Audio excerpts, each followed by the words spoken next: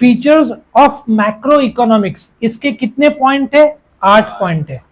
मैं अभी इसी वक्त आपको एक ऐसा स्टोरी बताऊंगा, ये आठों के आठों पॉइंट आपको 8 सेकंड के अंदर पूरी तरीके से लर्न हो जाएंगे। फिर तुरंत मैं अभी स्टोरी बता रहा हूं, उसके बाद में हर एक पॉइंट एक्सप्लेन करूंगा नेशनल और इंटरनेशनल एग्जांपल्स के साथ।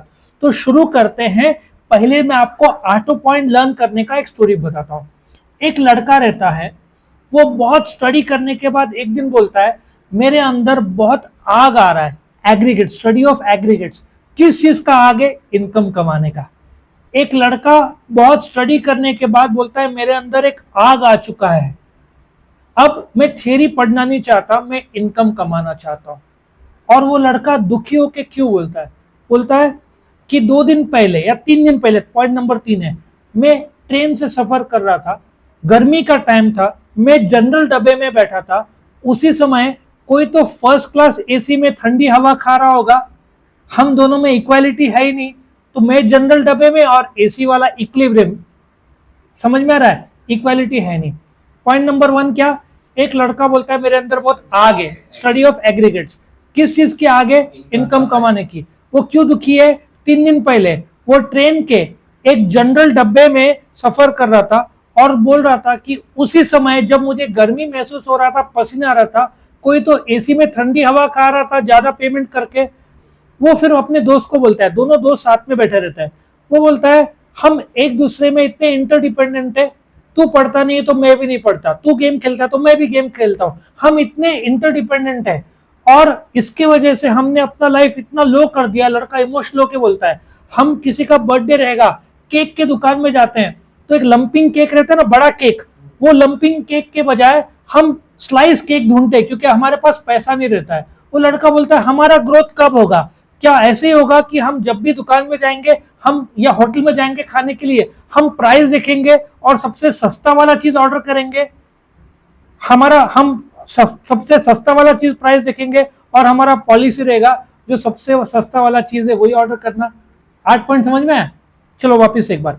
एक लड़का बोलता है मेरे अंदर बहुत आग है, क्यों? इनकम कमाने की। आग से पहला पॉइंट क्या है? Study of aggregates. किस चीज का? इनकम कमाने की, इनकम तेरी। क्यों? 3 दिन पहले ट्रेन में सफर कर रहा था, मैं जनरल डब्बे में था, वो आदमी, अमीर आदमी, एसी का इक्वल मतलब एंजॉय कर रहा था, इक्विलिब्रियम। तो जनरल इक्विलिब्रियम एनालिसिस बोलता है हम दोनों दोस्त ऐसे जिएंगे क्या?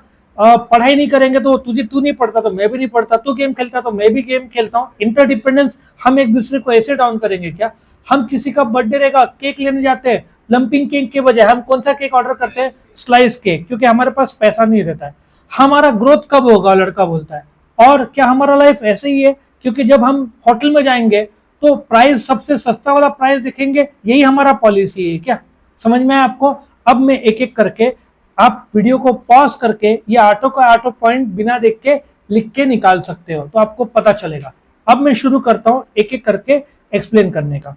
देखो, मैक्रो कौन से वर्ड से आया? Greek word. कौन सा? मैक्रोस। किसने लाया? रैग्नर फ्रिश ने। कब लाया? 1933 को। उसके लिए उनको क्या मिला?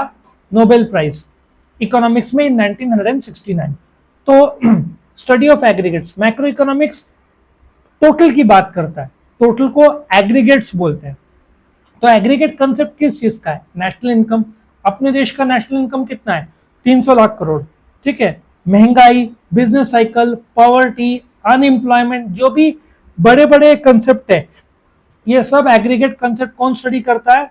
Macro economics. तो आपको याद रखने के लिए नेशनल इनकम, नेशनल आउटपुट या एग्रीगेट डिमांड, एग्रीगेट सप्लाई बोला तो भी चलेगा।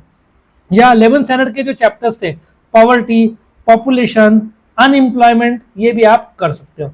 दूसरा, income theory. Macro economic studies the concept of national income is different element. Different element कैसे, मैं भी आपको बताता हूं। सपोजिटली आप एक शॉप में गए, ठीक है, आप एक शॉप में गए, आपने एक कैडबरी ली। बाय द वे कैडबरी शुरू हुआ था 1824, 200 साल पुरानी कंपनी है। आप शॉपकीपर को 10 रुपए देते हो, आपका क्या हुआ? एक्सपेंडिचर हुआ। शॉपकीपर आपको क्या देता है? कैडबरी, वो उसका आउटपुट हुआ, शॉपकीपर का इनकम हुआ। सो नेशनल इनकम 3 प्रकार से पा सकते हैं। कौन सा? पहला, आपका खर्चा, दुकानदार का इनकम, दुकानदार का आउटपुट। सो इसके कई प्रकार के मेथड्स है मेजरमेंट करने के, सोशल अकाउंटिंग के।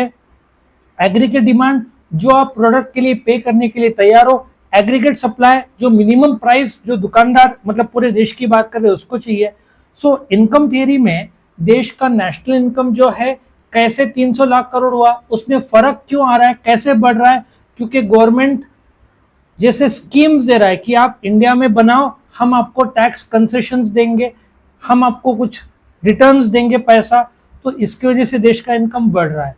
So income theory macro level पे बताता है कि नेशनल इनकम हर देश का कितना है, कैसा है। तीसरा, जनरल इक्विलिब्रियम। नाउ आपको एक चीज समझना पड़ेगा, माइक्रो को पार्शियल इक्विलिब्रियम बोलते हैं, मैक्रो को जनरल इक्विलिब्रियम बोलते हैं। क्यों? आपको लॉ ऑफ डिमांड पता होगा, law of demand is based on certain assumptions. Macro economics कोई भी एजम्पशन नहीं करता, इसलिए उसको जनरल इक्विलिब्रियम एनालिसिस बोलते हैं। वो बिहेवियर ऑफ डिमांड, सप्लाई और प्राइसेस करता है, लेकिन एजम्पशन नहीं करता। माइक्रो इकोनॉमिक्स एजम्पशन करता है। नेक्स्ट, चौथा, इंटरडिपेंडेंस। अब मैं आपको बताता हूं। सबसे पहले सपोजिटली देश का इनकम बढ़ा, इनकम कैसे बढ़ेगा? आउटपुट बढ़ने से। Do you agree? आपका इनकम बढ़ा तो आपका क्या बढ़ेगा? सेविंग्स बढ़ेगा। आपका सेविंग्स बढ़ेगा तो आपका इन्वेस्टमेंट बढ़ेगा, इन्वेस्टमेंट बढ़ेगा तो आपका एम्प्लॉयमेंट बढ़ेगा। सो महंगाई, सो सब एक चीज से कनेक्टेड है। एक और चीज, यदि प्याज का एग्जांपल ले लो, मेरे पास 100 किलो प्याज है, मार्केट का 150 किलो प्याज का डिमांड है, तो क्या होगा? आप लोग 150 किलो मांग रहे हैं, मेरे पास 100 किलो देने के लिए मैं 50 रुपए किलो बोल रहा हूं। अब रेट बढ़ेगा क्या घटेगा? मैक्रो लेवल पे बढ़ेगा। डिमांड ज्यादा है, सप्लाई कम है, तो अब गवर्नमेंट क्या करता है इसके लिए? एक्सपोर्ट ऑनियन पे बैन लगा दिया, तो जो 100 किलो एक्सपोर्ट होना था वो वापस इंडिया में आ जाएगा। मेरे पास 100 किलो है प्लस एक्सपोर्ट का 100 किलो, अभी 200 किलो सप्लाई, डिमांड 150, तो मार्केट भाव कम हो जाएगा। इस हिसाब से मैक्रो इकोनॉमिक्स पे ऑपरेट किया जाता है। आया समझ में? एक और इंटरडिपेंडेंस, हम लोग गोल्ड चाइना के बाद सबसे ज्यादा इंपोर्टर है वर्ल्ड में। अब गोल्ड इंपोर्ट करते तो फॉरेन एक्सचेंज बाहर जाता है। इसको रोकने के लिए गवर्नमेंट ने, पहले कस्टम ड्यूटी टैक्स लगता था इंपोर्ट का 7.5%, अभी गवर्नमेंट ने 12.5% कर दिया। अब गोल्ड 12.5% कर दिया तो डोमेस्टिक मार्केट में क्या हो जाएगा? गोल्ड 5% बढ़ा दिया ना, 50-60 हजार का 5% कितना हुआ? 3,000 रेट बढ़ गया, कम होगा उसका, तो डिमांड कम हो जाएगा। बराबर बोला। तो इस प्रकार से सब कनेक्टेड है। टैक्स बढ़ा दिया, डिमांड कम होता है, टैक्स घटा दिया तो डिमांड बढ़ता है। टेस्ला इंडिया में यही कंडीशन में आने वाला था। आपको पता है हाइब्रिड कार्स पता है, जो बैटरी और उस पर टैक्स रेट कितना है? 42 कुछ तो है। अब गवर्नमेंट बोल रहा है टेस्ला को, या जो अभी हाइब्रिड कार, पिछले साल इलेक्ट्रिक व्हीकल से ज्यादा हाइब्रिड कार बिके, लेकिन हाइब्रिड कार आपको 15 लाख से कम कोई भी मिलनी नहीं है। माइल्ड हाइब्रिड मिलनी है, फुल हाइब्रिड नहीं मिलनी है। तो मेन कारण है 40% टैक्स। अब गवर्नमेंट देख रहा है कि हाइब्रिड बहुत अच्छा बिक रहा है, उस पर टैक्स कम किया जाए। हाँ, क्वेश्चन सर, अभी हाइब्रिड कार और इसका जस्टिफिकेशन आया था कि जितना 36 कार्स बनाने को लगता है, मतलब ईवी कार्स, हाँ, उतने में एक बन जाती है, एक हाइब्रिड कार बन जाती है। मतलब ई व्हीकल ज्यादा बनते हैं ऐसे बोल रहा है। नहीं, जितने में एक ही व्हीकल बनते हैं उतने में 36 हाइब्रिड। तो गवर्नमेंट यही कर रहा है कि अभी हाइब्रिड कार का प्रमोशन के लिए अभी इलेक्शन हो जाने दो, फिर देखना हाइब्रिड का न्यूज तो बड़ा अजीब आ रहा है। 42% से 12% पे लेकर आएगा, इतना कम तो नहीं, 28 और फिर 12, ऐसे दो फेज में होना चाहिए। टोयोटा ने दिया था कि अपने पास उतने अर्थ मेटल्स नहीं, उसके लिए 300 माइंस लगेगी, और उसके से पूरे ज्यादातर हम लोग इम्पोर्ट ही करते हैं, ज्यादातर हम इम्पोर्ट करते हैं। पूरे वर्ल्ड का खत्म हो जाएंगे, क्योंकि इतने माइंस ही नहीं है, 300 माइंस इसके लिए बैटरी के लिए, और ये ज्यादा मतलब बनाने के लिए ज्यादा हार्मफुल है नेचर के लिए ईवी। लेकिन भविष्य में ईवी ही चलना है, क्योंकि पोल्यूशन से एयर, अभी डिस्कशन का बहुत बड़ा टॉपिक है ये, करेक्ट है, लेकिन इसके बहुत सारे डायमेंशन है। एक जगह हार्मफुल है तो एक जगह बेनिफिशियल होगा, है ना।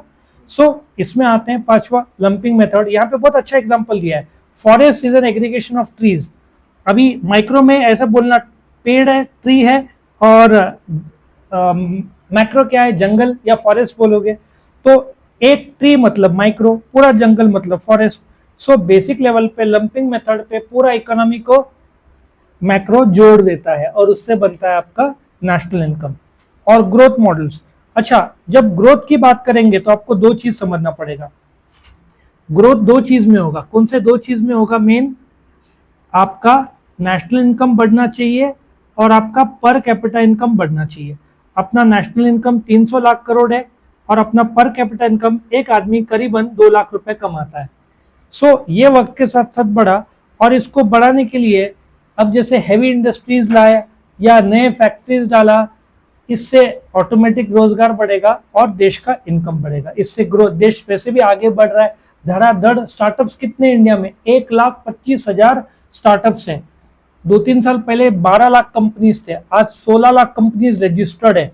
कुछ ही साल में 5 साल में 4 लाख कंपनीज रजिस्टर्ड हुए हैं। उसमें से 1 लाख ये आपका पब्लिक लिमिटेड है, 15 लाख प्राइवेट लिमिटेड है। सो धड़ाधड़ ग्रो हो रहा है। फिर जनरल प्राइस लेवल सिंपल सा है। अभी आप देखो पेट्रोल का प्राइस एक साल से 106 था, इलेक्शन हुआ तो 104 में आया, ठीक है, जबकि इंटरनेशनल लेवल पे रेट ज्यादा था। तो प्राइस लेवल, इन्फ्लेशन क्या होता है? वक्त के साथ साथ जब वस्तु के दाम बढ़ते हैं उसको क्या बोलते हैं? इन्फ्लेशन। मैक्रो वो कैसे स्टडी करता है? अब मेरा सपोजली आईफोन का डिमांड बहुत है तो उसका प्राइस क्या होगा? ज्यादा होगा, उसको डिमांड पुल इन्फ्लेशन बोलते हैं। या दूसरा, मेरा मारुति ने अभी ब्रेजा और कुछ गाड़ियों में 2 से 5% कुछ महीने पहले बढ़ाए। उन्होंने बोला हमारी मजबूरी थी, कॉस्ट बढ़ गया, इसको कॉस्ट पुश बोलते हैं। दाम में बढ़ा रहा हूं लेकिन मेरा खर्चा बढ़ गया है, तो इसकी वजह से क्या हो रहा है? मैं दाम बढ़ा रहा हूं। सो महंगाई पूरा का पूरा देश को असर करता है, क्योंकि पेट्रोल का दाम बढ़ गया तो ट्रांसपोर्ट का दाम बढ़ेगा, ट्रांसपोर्ट फूड प्रोडक्ट से होता है उनका दाम बढ़ेगा। यदि पेट्रोल का दाम आज रात को बढ़ा तो कल के कल महंगाई शुरू हो जाएगा, क्योंकि तुरंत ट्रांसपोर्टर्स दाम बढ़ा देंगे। बट पेट्रोल का दाम 106 का 104 किया तो मार्केट में स्लाइटली रेट कम होने को 14 से 15 दिन लगता है। ये फर्क महंगाई का है। और लास्ट में पॉलिसी ओरिएंटेड, बहुत सारे अपना देश पॉलिसी बनाता है, इसमें नाम नहीं दिया, मैं गिना देता हूं आपको पॉलिसी। मैक्रो इकोनॉमिक्स का एक होता है मॉनेटरी पॉलिसी, जो कि वो पॉलिसी किस चीज का है? एक होता है मॉनेटरी, एक होता है फिस्कल पॉलिसी। फिस्कल पॉलिसी तो टैक्स के संबंध में, मॉनेटरी पॉलिसी कितना 16 लाख करोड़ के नोट छपे हुए हैं। उधारी क्रेडिट पॉलिसी इसमें आता है मॉनेटरी पॉलिसी। लेबर पॉलिसी आता है, एक्सपोर्ट इंपोर्ट पॉलिसी आता है। ये सब इकोनॉमिक ग्रोथ, महंगाई, ये सबको कंट्रोल करते हैं। कैसे? यदि बहुत सारे लोग कर्जा ले रहे हैं तो गवर्नमेंट क्या करता है? आरबीआई एक तरीका है जिसमें रेट ऑफ इंटरेस्ट बढ़ जाता है। आपको महंगा लगेगा लोन तो आप लोगे नहीं, तो डिमांड कम हो जाएगा तो महंगाई कम हो जाएगा। तो ऐसे आरबीआई के पास और गवर्नमेंट के पास हथियार है जिससे महंगाई को कुछ हद तक कंट्रोल और काबू किया जा सकता है। क्या आपको ये ऑटो के ऑटो पॉइंट समझ में आए? मैंने आपको जो स्टोरी बताया था वो आग का, वो एक बार लिख के निकालो, देखो कितने पॉइंट्स याद है। वीडियो पसंद है तो लाइक करना, फ्रेंड्स के साथ शेयर करना, चैनल को सब्सक्राइब करना। Thank you for watching.